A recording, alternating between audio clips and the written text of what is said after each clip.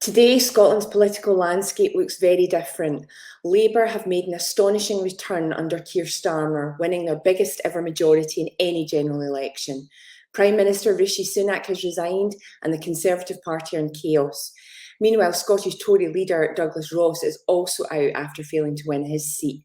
But the biggest story in Scotland is just as the Tories have been decimated, the SNP have taken an extraordinary blow, losing all but 9 of their seats at Westminster. Have the party become as toxic as the Tories? We examine just what went wrong and what could happen next. My name's Lorna Hughes. This is Planet Holyrood. It's important we look at the facts. Politics has to be about service. A modern form of national service. The outcome, that's for the voters to decide. Right, the Conservatives are today facing their worst election result in recent history as Keir Starmer's Labour Party romp home with their biggest ever majority. So they have 411 seats to the Tories, 119. So the public have made their views crystal clear. But perhaps the biggest shock is in Scotland, with the SNP almost decimated, losing 38 seats, holding on to just 9. So we're going to pick through the bones of the last few hours. But John, what's your reaction? So it's clearly been a terrible night for the Conservative Party, but yeah, in Scotland, the really big story is the fall of the SNP. There was mixed opinion polls in the lead up to the election, and they were showing anything between sort of 10 seats up to 37 seats. So the outcome has been right at the bottom end, pretty much the worst case scenario for John Swinney. And he's going to need to decide what he's going to do to rebuild the party now. I think both the Conservatives and the SNP have paid the price of being the party that was in power during the worst cost of living crisis in living memory. And, after the amount of years that they've been running their respective governments, the scandals mount up, the incompetencies mount up. And there's, politics goes in cycles, and they're both paying the price, both for their time in government and the mistakes that they've made there. I don't think you can underestimate the kicking that the Tories have got down in England and in Scotland, which isn't that surprising. We knew that it was going to be very difficult. But I think the shock of the SNP, it is incredible. I mean, it looks like that they have become almost as toxic as the Tories in England, which, just a few months ago, we would never have believed. Hannah, was it real jaw-dropping stuff for you last night?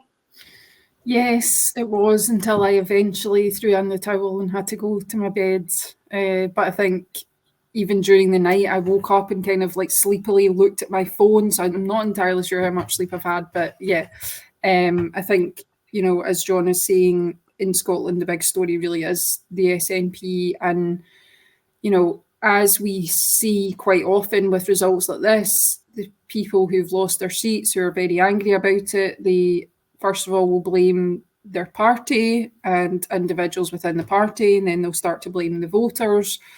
And I think actually they just need to sort of look at themselves as part of the problem as well. We've seen miraculously Stephen Flynn has managed to hold on to his seat.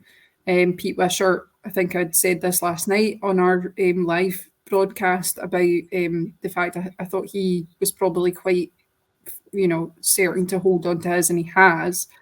But, the whole of Glasgow just completely wiped out. The whole of, Edinburgh, some really significant wins there. I just think the SNP, John Swinney is speaking this morning, and I'm just kind of, as we're on air, so I'm just kind of looking at what he's saying, but he's talking about needing to listen to voters on independence. I have to accept we failed to convince people of the urgency of independence, and therefore we need to take time to consider and reflect how we deliver our commitment to independence. You know, that is a very kind of strange thing to admit to, I think, because the SNP, the whole point of the SNP is independence. But now, you know, maybe by them not putting that so predominantly in the campaign, even though it was page 1, line 1 of the manifesto, most of the campaign seemed to be about Brexit and the cost of living, which you can see why they did it, because those are the issues that people are you know, are on people's minds, I suppose. But do you not think, Hannah, it's possible? I mean, what my take on it was that the SNP were being punished by both sides of the electorate, punished by independent supporters who they haven't delivered independence for. In fact, they've been nowhere near it. It may have been the first line in the manifesto, but you know, we've seen nothing in the last few years. So I can understand a righteous anger from them.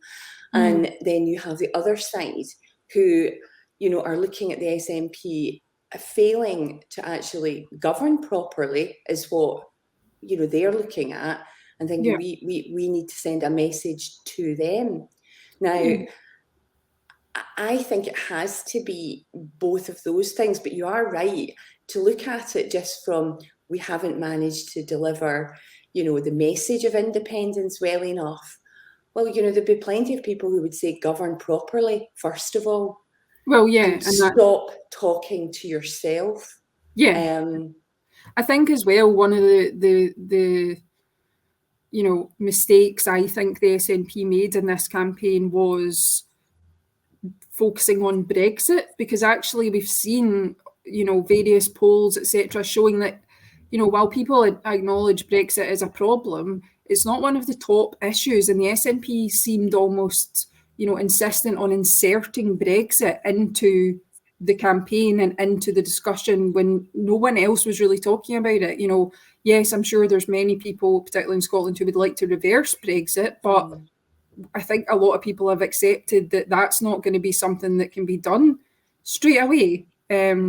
You know, it's not something in the short term or even medium term. So it seemed a bit of a strange choice to really go in so hard on Brexit and you know, leave independence, I guess, by the wayside. But on your point about, you know, basically the SNP being punished for years of, you know, what some people would say is incompetent governance, I think that's right. You know, and then obviously the party's got its own internal problems as well, so that's all kind of compounded to create this result today. And I think John Swinney, you know, there are some calls from, say, activists, nobody sort of prominent within the SNP, but there are some calls for him to resign. I think those are maybe a bit premature, given that he literally was only in the door before the election was called. But I think he has an absolutely mammoth task now to sort of unite the party and get it back on some sort of, you know, directory that is not this flailing around blaming other people and also making horrific mistakes in government. Yeah, I mean, John, I think that's the thing. I mean, interestingly, what the SNP now need to do is exactly what Labour did when, you know, they literally went down to one seat in Scotland and obviously did poorly in England. They need to really look at themselves and sort out their party. Would you agree?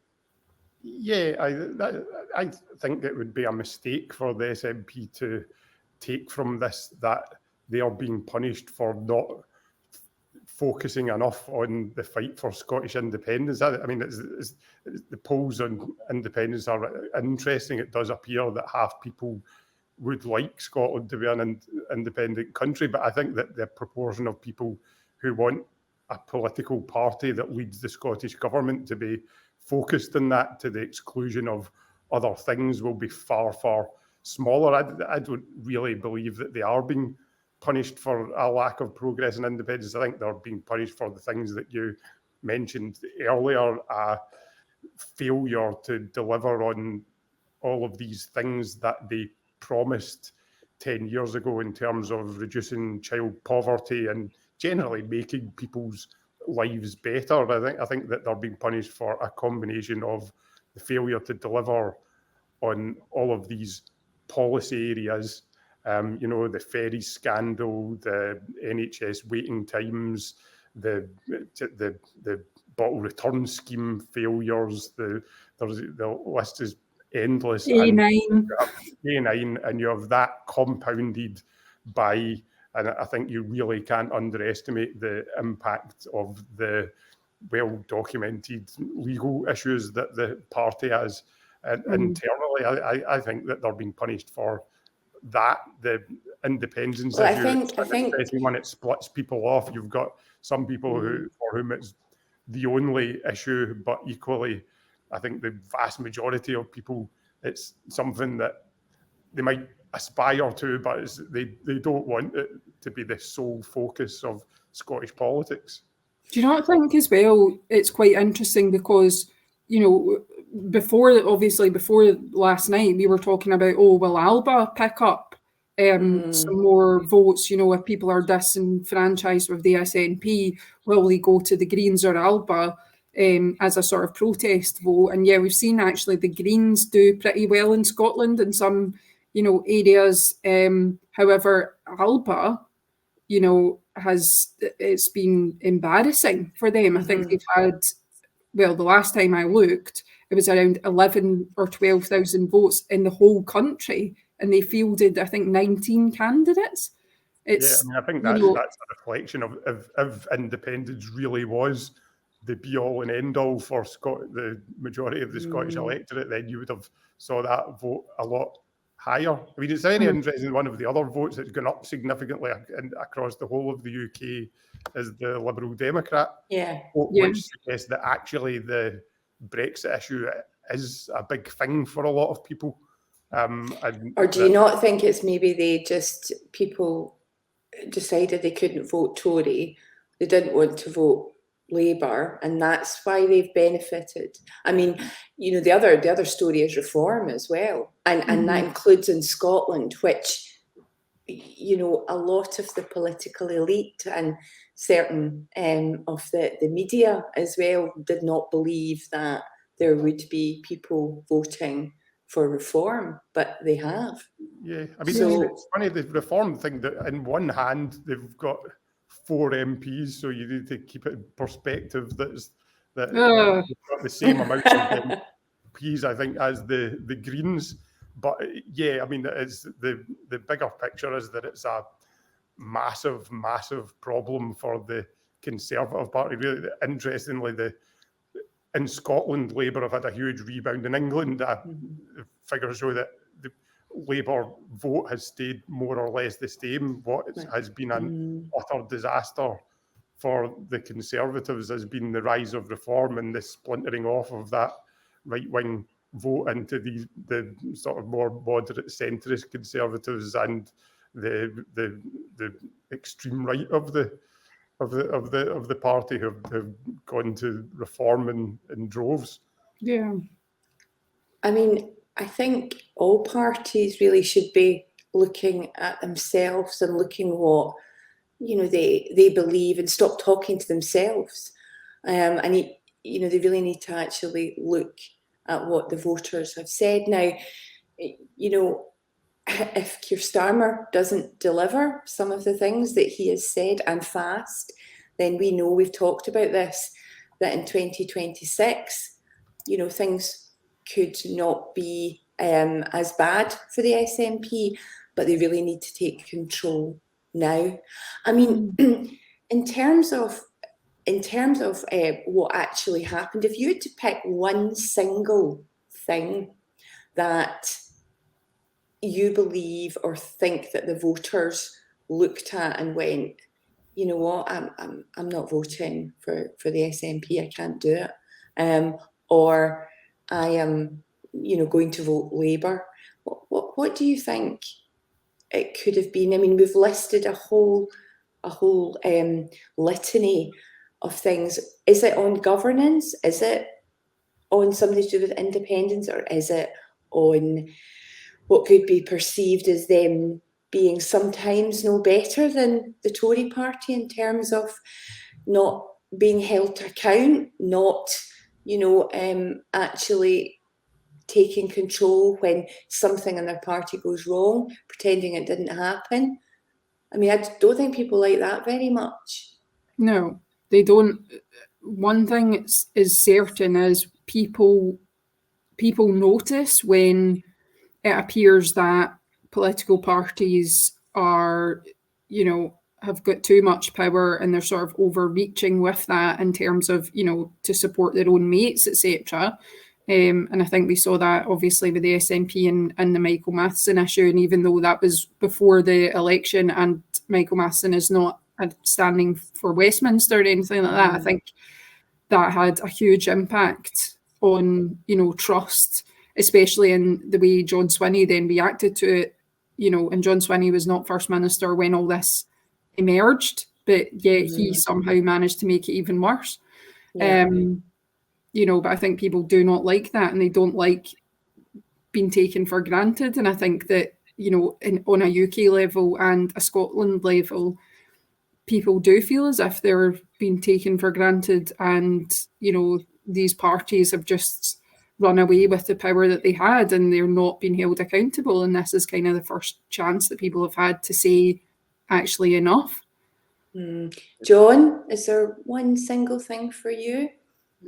I mean, I guess from a certain point of view, that what's happened to the SNP is just the same story of any party that's ever had power, who's ever been in government in recent political history, that you get 10 or so years and then people become fed up and they see the cracks, and they feel that the party in power has become complacent and they reject them. But I think that really for the SNP, so I mean, they were always going to be fighting that going into this election and the next election, just that natural political gravity. But I think that really on top of that has been this lethal combination of there being so many clear examples of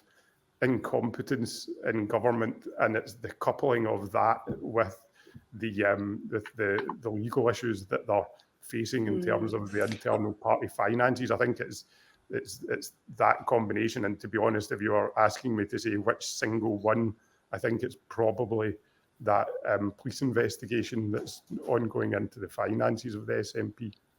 I would agree with you, but I'm going to say something that at the time, because it was your story, John, that I found shocking, which was Nicola Sturgeon's deletion of WhatsApp apps along with John Swinney and and others.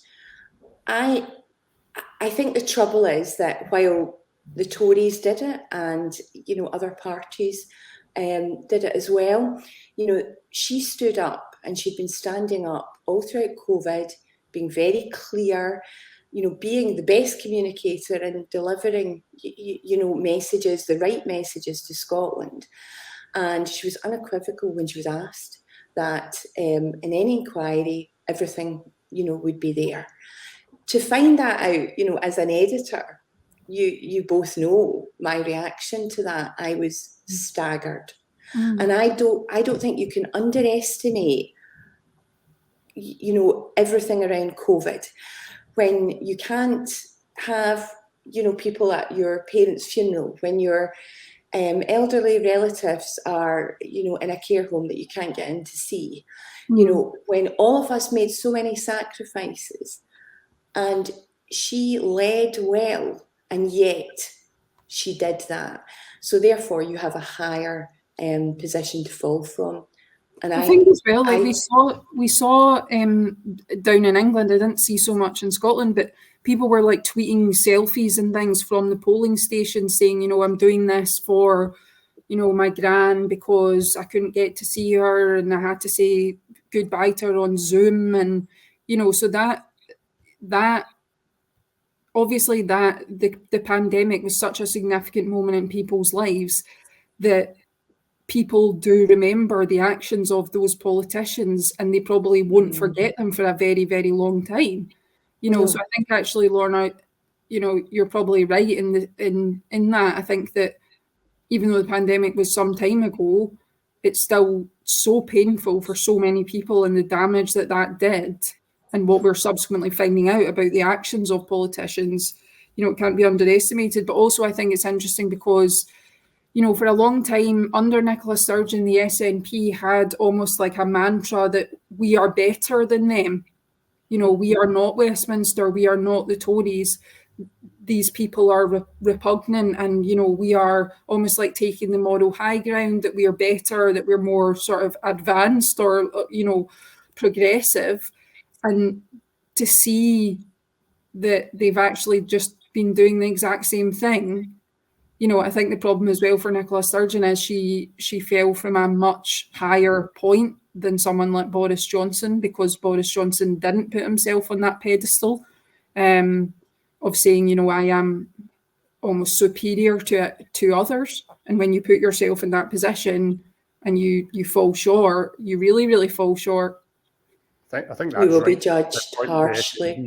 The whole idea of the party and of Nicola Sturgeon was that they were meant to be better than that, and then we saw that they weren't. They were doing exactly the same thing, and it was hugely damaging. Yeah, and just briefly before we get into the kind of details of who won, who lost across all the parties in Scotland, Nicola Sturgeon was obviously front and centre on ITV last night, and she had to face that, which must have been very difficult. But very interestingly, she was using the word, she was calling the SNP they, not we. Now, she's currently still a serving MSP and a member of the SNP, and though that was the language that she was using, and again, you're still seeing then her distancing herself from that. Yeah. So that is, people see that. I think it was a massive mistake to go on the programme, because there's no way really that she's going to come out of that looking good. Either she's going to have to, on live television, accept responsibility, a large part of responsibility for what happened to the SNP last night, or she's going to do what she did, which is to sort of try to distance herself from this catastrophe and pretend that had she still been in charge, perhaps the outcome would have been different, which I think we all know is absolute baloney. So I think it's a very short-term, silly thing to do, to go on the television and commentate on the outcome of an election that really you're not a bystander. You're hugely a part of this terrible night for the SNP, and responsible really for most of the problems that people were voting on last night. I think you're right. And one of the most uncomfortable moments, and I'll be brief, but was Joanna Cherry obviously lost her seat. We'll talk about others. And she was being interviewed, and Sturgeon was sitting there, and she let rip effectively to Joanna Sturgeon. Cherry let rip? Yes. Really? Yeah. Never. Yeah, never. But what was interesting to me was that, we do know that obviously Joanna Cherry was on a collision course with Nicola Sturgeon for a very long time, but Joanna Cherry's on record saying that Sturgeon never addressed, any of the issues with her directly, never spoke to her, whatever. Now, Joanna Cherry got her chance to speak directly to Nicola Sturgeon, who was sitting in an ITV news studio, and it was fascinating because she was stony-faced, while Joanna Cherry said that, yes, the blame for some of this has got to rest with previous First Ministers, and also Ian Blackford as well. So I think though Joanna Cherry, she does like to moan. It's no secret. I got the feeling that she has been waiting to say exactly that for a very long time.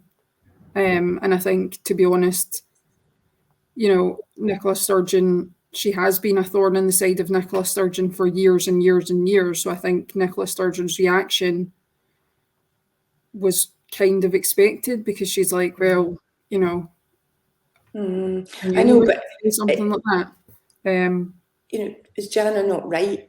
And is it not fair that she gets that opportunity to say that? I mean, it's interesting because obviously this is all over, a lot of this is over the GRR bill, which some people say, was part of the downfall of Nicola Sturgeon. How much of that is true? Who knows? She's annoyed that, she thinks that the SNP basically should have made her like the poster woman for the whole party, because she took on the Supreme Court in the prorogation case. She keeps banging on about that. And I think, Joanna Cherry does like to be the centre of attention, and we saw that again last night. I think it's certainly interesting, because I think, the party, and at the moment that does include obviously Nicola Sturgeon, and, does need to look at all of this and all of the people who were dissenters, all of the people who were asking questions, and actually consider where we wrong. I mean, the other big story obviously as well is Douglas Ross. And obviously, the seat that he parachuted himself into, he has now lost. And the SNP obviously put a lot of their resources into that. I mean, this now means that the Tory party in Scotland do not have a leader, and he doesn't have a seat at Westminster. John, how do you think that's going to play out for the Tory party in Scotland? Yeah, I mean, it's just another disaster, isn't it? Interestingly, like, as we speak, Rishi Sunak's making a speech in the steps of Downing Street, in which he's expected to resign as well. So the Tory party really are now completely rudderless. There's a collection of misfits that are going to be lining up to try to become the leader, to drag the party off to the right, and that's the big story is going to be whether they choose that direction or try to go for a possibly Jeremy Hunt as a centrist candidate. So in Scotland, the Douglas Ross parachuted himself into this seat saying that he wanted to lead from the front and that he was doing the right thing by his party. Absolute disaster. He's effectively stamped all over an ill colleague, and who knows what might have happened in that seat had he not done that. There is perhaps a chance that Duguid could have actually won there. So it's kind of sums up what a disastrous night this has been for the Conservatives, and how they've kind of brought this upon themselves with their own selfishness. Yeah. I mean, Hannah, say the party decided that David Duguid wasn't able, and that's what they did, to stand. Do you think had they put somebody else in there, another Tory candidate other than Ross, then they might have actually held on to it? Do you think it's Douglas Ross was the problem and what he did? Well, yes and no. I think that Douglas Ross is a high-profile, one of the most high-profile Scottish Tories, and there have been various sort of questions around, the fact that he's got 3 jobs, his expenses for those jobs, etc. But I think it's actually not about who replaced David as the candidate. I think it's the way that it was done. The fact that the rug was pulled out from under David Duguid, without him even really knowing. And then he hasn't kept his mouth shut about it. He's made it quite clear that he's unhappy about the decision, that he had been planning to stand. And I think just that, the optics, I hate that word, but the optics of it, just look bad. It makes them look as if they're all sort of, greedy and selfish, and they're willing to stab one of their own colleagues just to try and, to take the job. So I think if there had been more of a sort of discussion, an agreement, an explanation with David prior to, announcing who was going to be the candidate, it could have been very different. But I think that played a huge role in that area because people were unhappy. And I actually think David was quite a kind of well-liked MP. He was quite a good local MP. So, yeah, I don't know if it's really so much to do with Douglas Ross as a person or if it's to do with the way that David was treated. And the other, we can talk about England as well, but, who did you see? Who are the biggest losers as well down south? I mean, we obviously saw a lot of the Tories that were the architects behind a lot of the stuff that was going on down there lose their seats to sometimes joyful scenes of, joyful and partying. We have seen some massive names up here obviously lose their seats. Kirsten Oswald lost hers. We have all of Glasgow for the first time in over 20 years has gone back to red.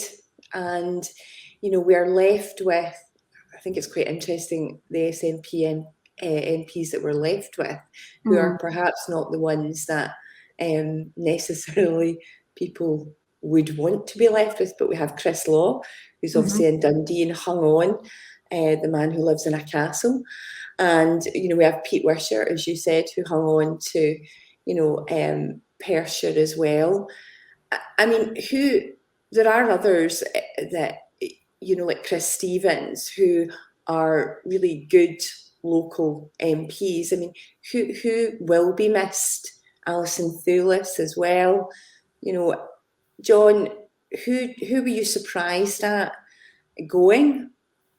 And who would you have, which ones actually made you kind of sit up and go, crikey, that's quite a shock? Yeah, I mean, some of the names that you've mentioned, I think one of the other things is some of the names that not many people would recognise who have gone, people that were, just sort of SNP apparatchiks that had been just appeared to have been hanging about in Westminster doing not very much. So I think there's one of the things I think it was quite good to see was that Stephen Flynn won his seat because I think he's been pretty good in the Commons. An interesting thing there will be, given that he has won, whether he will be content to stay there or whether at the Holyrood elections he'll be looking to come back up here, because he's one of the people who's viewed as being one of the main contenders to become the leader of the SNP, something that is unlikely to be able to do from Westminster. Yeah, and I mean, with John Nicholson obviously lost his seat, Alan Smith lost his seat as well. As you say, he is probably the most high profile as leader of the SNP in Westminster to remain. But as Hannah, as you were pointing out yesterday to me, he will no longer have the profile down there that he's had. Yeah, exactly. I mean, the Lib Dems will now get, the 2 questions at PMQs every week. The SNP won't, they just won't really get a look in. So therefore, that has a knock-on impact in the SNP in Scotland as well, because I think what the SNP, whether you agree with it or not, what they did quite effectively was use that PMQs session to essentially berate Westminster and blame Westminster for all the things that were going wrong in Scotland. And Stephen Flynn had a platform to do that on, national television every single week, and they're not going to have that anymore.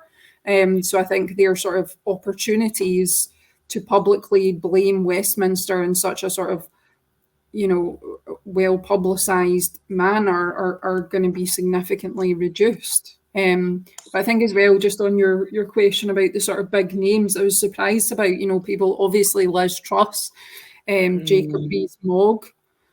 Liz You know, Truss's he's- reaction was one of the best. She just walked straight off the stage Yes. without saying a thing.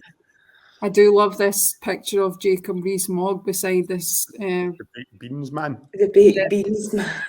Yeah, I mean, you know, that's kind of, there's things like this, which is why we love elections, because they can throw up, you know, unexpected moments of hilarity. I also think Nadine Dorries, I don't know if anyone saw Nadine Dorries on Channel 4, but that's She where, lost the plot a bit again. well, did she even have the plot in the first place? I don't know, but, you know, like, she was quite amusing. And yeah, I think Rishi Sunak is probably one of the only Tory MPs who wishes they hadn't kept their seat, because now he has to go and deal with all of this. You know, Do you think he will be resigning? I think he'll be exiting. He may well be doing it as we. Yeah, I think he is. He's resigning. But So you know, who on earth are they going to put in charge? It's fascinating, isn't it? Because most of the big names that you would have expected to be going for the leadership are gone now, and we're left with people like Suella Braverman. and there's people already in the Tories who are saying, if Suella Braverman becomes leader, I will be leaving. Yeah. You know, so even the people who've managed to hold on to their seats are now threatening to quit already. It's a huge moment for the Conservatives, isn't it? Because they either veer off to the right and pander to reform, or they come back to the centre and try to compete with Labour there. And you get the feeling that, you know, they're set up for quite a long time in the wilderness, and part of that is going to be veering off to the right. The interesting thing is that there's so much noise around, like they've got, you know, that's what they've got to do. They've got to compete with reform. They didn't win because Farage was there with this. And actually, it's all nonsense. What the one thing that British politics over the last 50 years will show you is that parties win from the centre. That's what Labour have just done. And so it's, you know, it's going to be a difficult few years for the Conservatives. Yeah. It's going to be a very completely changed House of Commons as well. I mean, you know, not just in terms of the numbers and, you know, and Keir Starmer as Prime Minister, but the Lib Dems, as Hannah, as you said, you know, they are as, you know, opposition, along with the Tories, depending upon what happens, and what on earth they do about reform, if anything. The SNP are going to be very much, obviously, in the sidelines too. But we are going to see, you know, we're going to see people, certainly in the Labour front benches, like, you know, we're going to have Angela Rayner, you know, a 44-year-old grandmother, as Deputy Prime Minister. You know, they certainly have the ability to be able to hopefully inspire and change things. It's whether they can do it. Because, you know, as we do know, it may be that if they don't manage it, in Scotland, first of all, the first test will be in 2026 at the Holyrood elections. And, you know, if they don't deliver in England, then, you know, we could see another different kind of House of Commons in 5 years' time.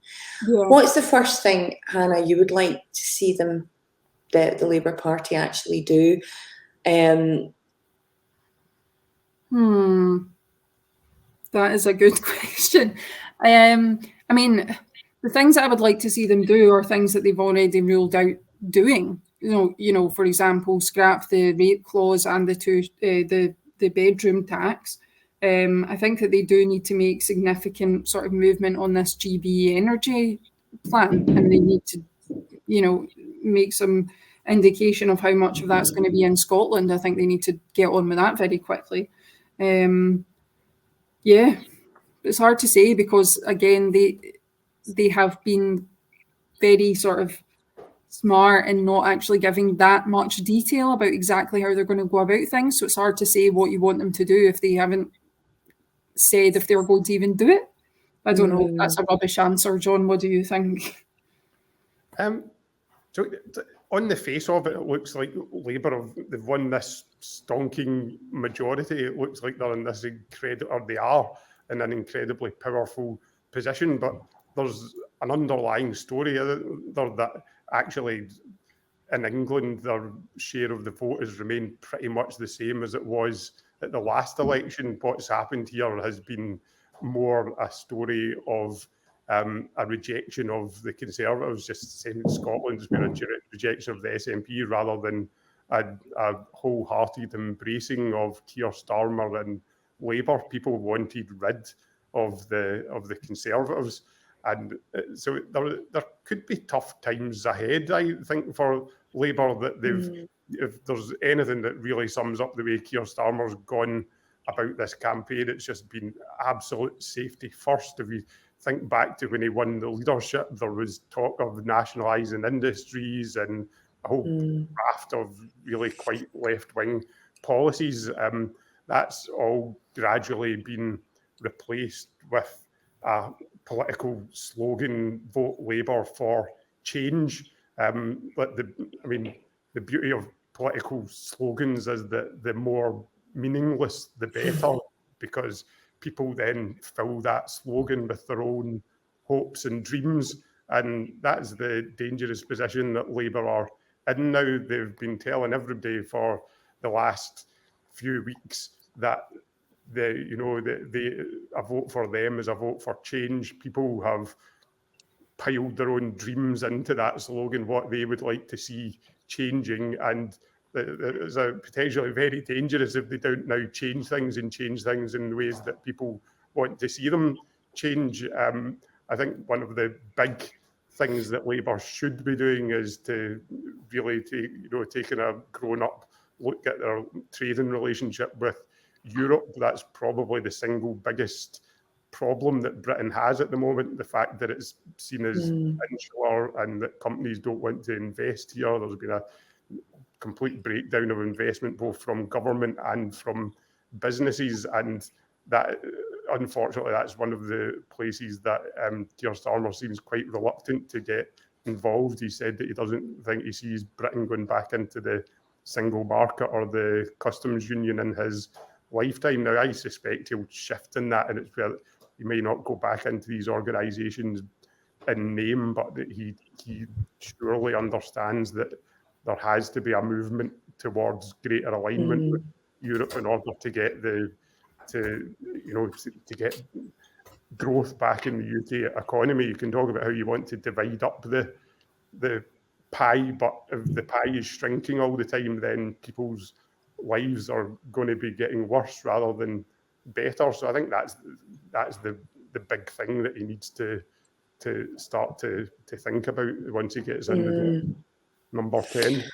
Yeah, it's definitely going to be an interesting the next few days, and then we wait and see what happens and the ramifications for Scotland as well.